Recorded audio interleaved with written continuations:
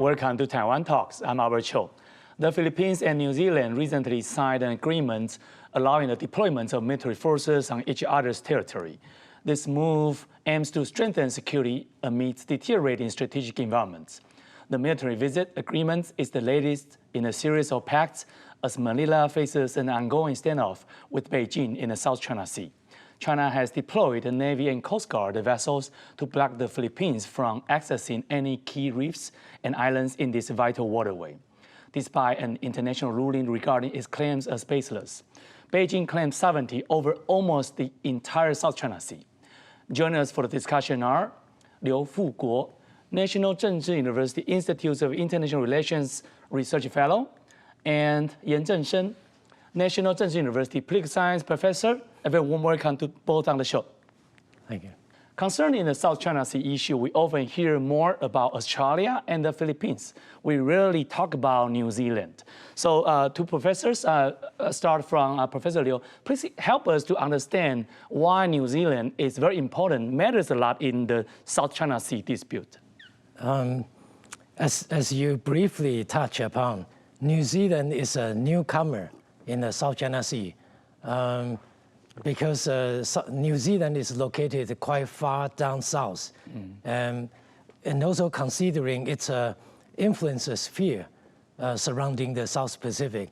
So in the past, we rarely heard New Zealand has joined anything related to South China Sea. Right. But lately, of course, it has come, and it shows much stronger. It is, of course, number one, because domestic political transformation taking place inside Wellington, New Zealand.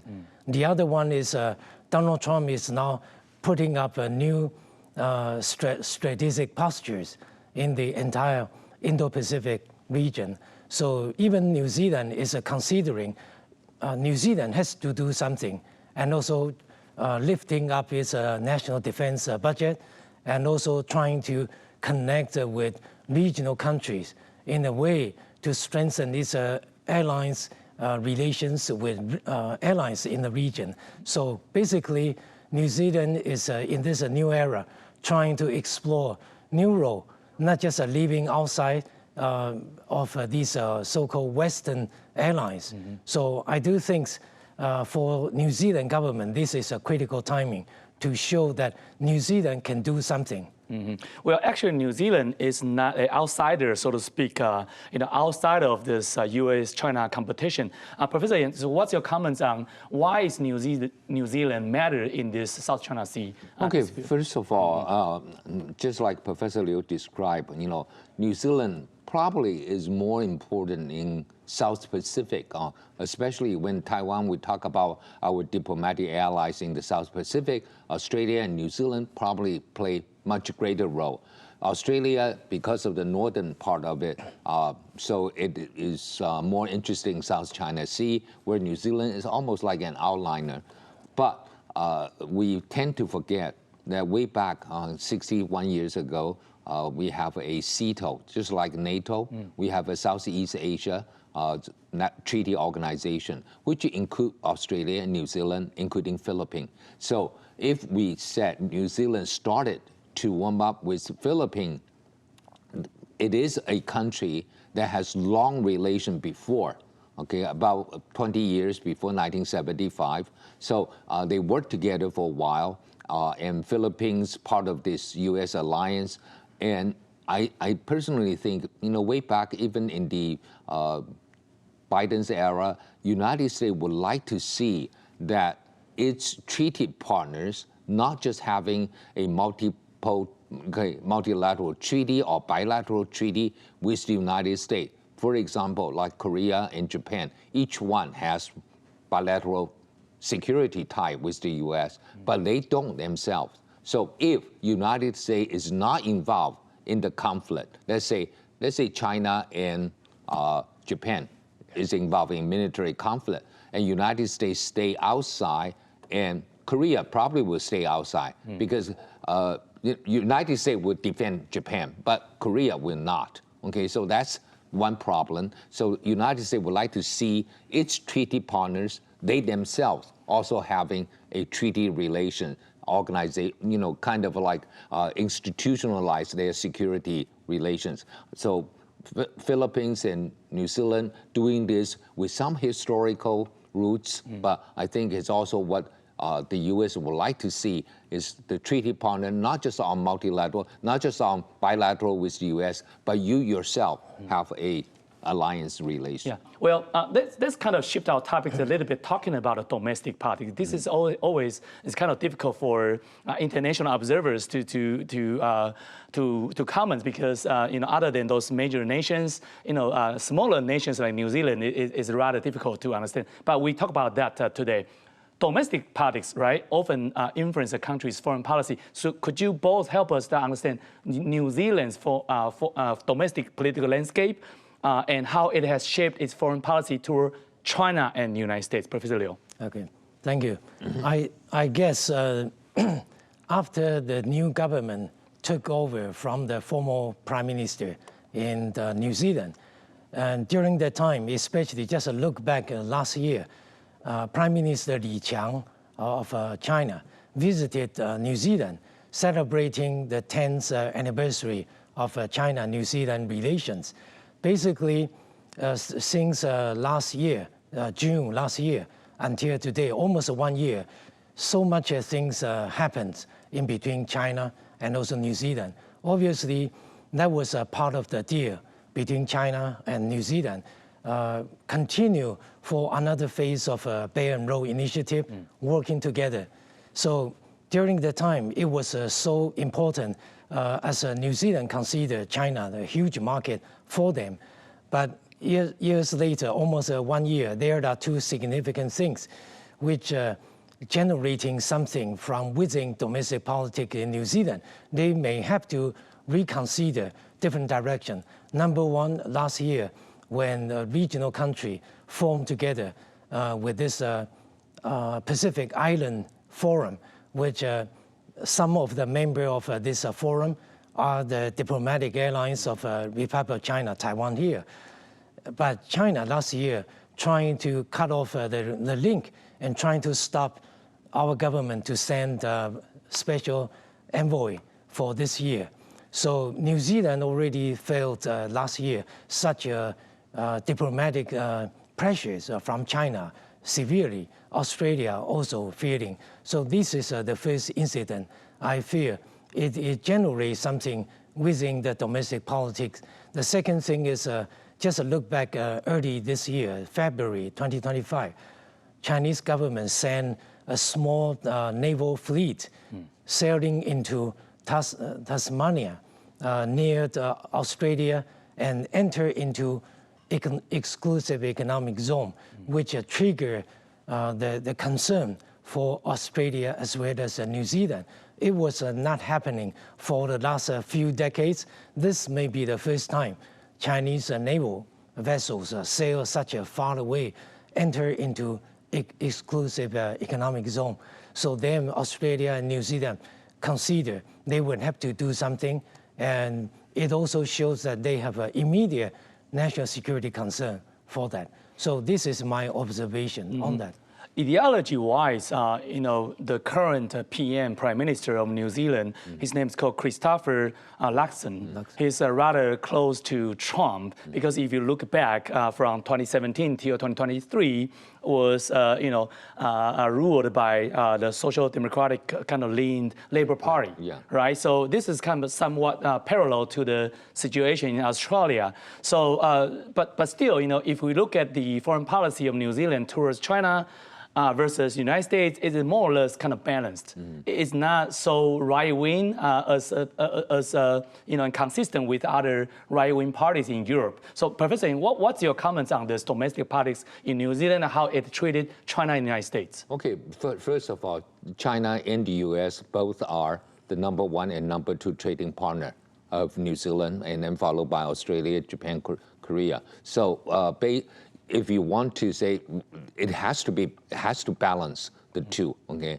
And also, if you look at the relations right now, New Zealand, even though it is going to be the target of Donald Trump's, tariff, but it is not like Taiwan or Japan or Korea, it's not very high. It's the minimum one. So they don't have to do anything to show their grievance against Donald Trump, not like Canada or Australia when Donald Trump is helping the opposition candidate running and then get a negative result of his assistance.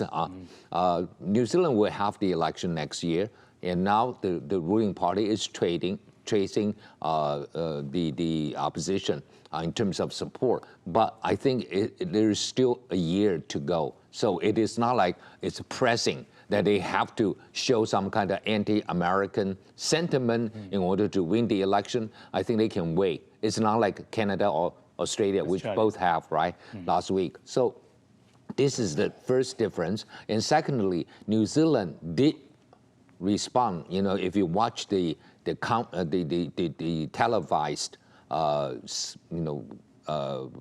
press conference or coverage of New Zealand and Philippines signing this agreement, it's almost like they both are not shy about the threat of China. Sometimes, we sign, but we don't name, right, the purpose of this. But they did mention China. That's first. Secondly, New Zealand did recognize the 2016 ruling in the South China Sea.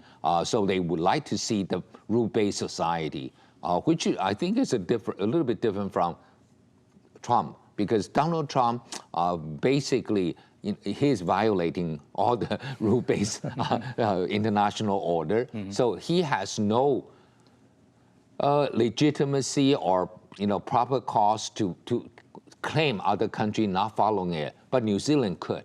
So I think this is where New Zealand felt that its soft power can be demonstrated this way. And again, I watched the whole conference in video, and I felt that New Zealand is very assertive about its position, about the rule-based international order. So that's a good thing. Let's kind of shift the attention a little bit to China. So, Professor Liu, would you say that Chinese Communist Party likely to view New Zealand, even though the New Zealand PM kind of sort of took a balanced perspective, a balanced approach, but now New Zealand signed a military agreement with the Philippines on the South China Sea issue, right? So, would you say that Xi Jinping would likely to view New Zealand in a very different light? I don't think it would immediately change the main understanding for China vis-a-vis New Zealand, since, as I mentioned, just last year, Prime Minister Li Qiang visited New Zealand, resumed this Belt and Road Initiative, and also celebrating this 10th anniversary between China and New Zealand, comprehensive strategic partnership. So basically, I fear that China would, of course, raise their eyebrows. They are not happy to do that. But obviously, as I can see, this is a part of the important national strategy which Manila is trying to present. Since last year, as we can see, the annual military exercise, the Philippines invited, in between the US and Philippines, invited Japan and also Australia. And New Zealand was also invited to join. But this year, it becomes this bilateral military agreement, which the country, I just named it, already signed, including Canada early this year. Also this reciprocal military forces visit. So this agreement already granted this special status for relevant country to send their troops in time of a necessary. They were sending to the Philippines. But I think from the standpoint, I would also mention that New Zealand, after all, is not a big player. It is a part of the Indo-Pacific partners in the region. So New Zealand actually just developed this good relations with Vietnam in the South China Sea. But now Prime Minister Luxon's already orders with this military engagement in the South China Sea. My understanding for now is New Zealand would like to join this Indo-Pacific partnership, it doesn't mean that New Zealand would be able to stand firm together with the Philippines only. It would have to join the US, Japan, Australia, New Zealand together to stand against China. So I think basically there is the groups thinking New Zealand does not want to be left out of this group effort. So wherever the US is now pushing, which I don't think Donald Trump is caring about the new strategy at all. He is more caring about tariff and others for now. But other countries are preparing. What if Donald Trump would not put the US into this strategic postures? Other countries would join together trying to fight against. But I think at this particular point, I would take Professor Yan's interesting point. At this moment, the countries signing up this with the Philippines always mention the keywords, rule-based international order, while looking into other dimensions. Donald Trump is not really following through this rule-based international order.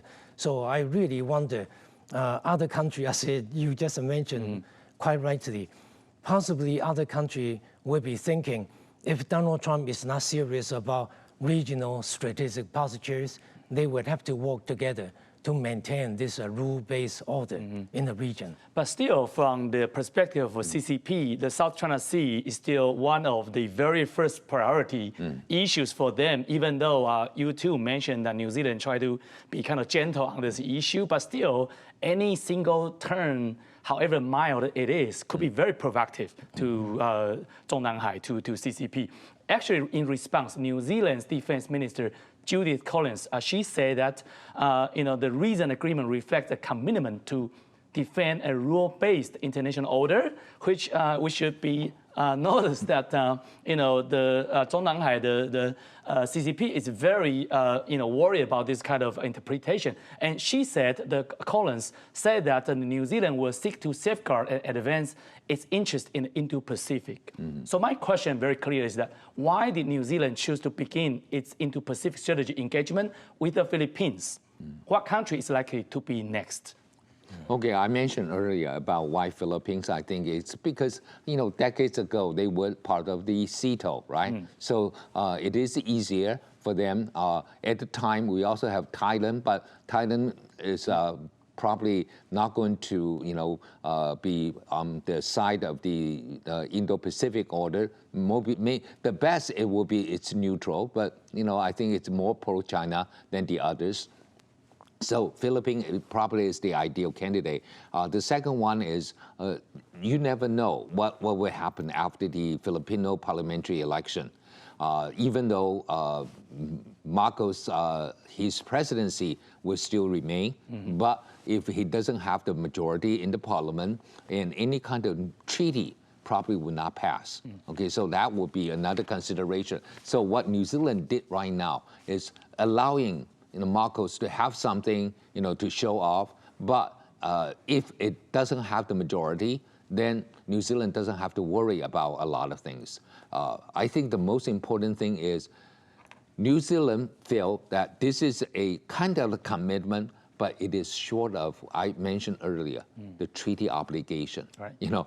If you have a treaty obligation, it's different. It's a security tie. It's if your partner is attacked, you have to use military force. But this one is, like we can have joint exercises together. We might help each other, but there is no commitment, no obligation. So I think it's easier for China to, probably dismiss any seriousness in terms of people getting surrounding Marcos and the Philippines right now, because it might be weakened after the parliamentary election, and New Zealand is not the major country. Again, just like Professor Liu mentioned, major player in the Indo-Pacific. If it's India, that's different. If it's Vietnam or Japan, that would be more different. So I think this is still what's being left. I think it's the U.S. partners trying to figure out what to do if Donald Trump himself jumps ships And then what do you do? Just like you mentioned earlier, TPP becomes CPTPP. And so what's your, what's your preparation? What's going to happen? I think this is a good start, but I don't think we should put too much faith into the effectiveness of such maybe a kind of security alliance, but not formal alliance. Mm-hmm. And speaking of Taiwan, Taiwan seems to be absent in this the Philippines, New Zealand kind of cooperation or agreements, but not really because Taiwan also has a stake in the South China Sea, right? So help us to understand economic, political, and the military relationship between Taiwan and New Zealand. And are they, seem as distant as they seem, Professor Liu?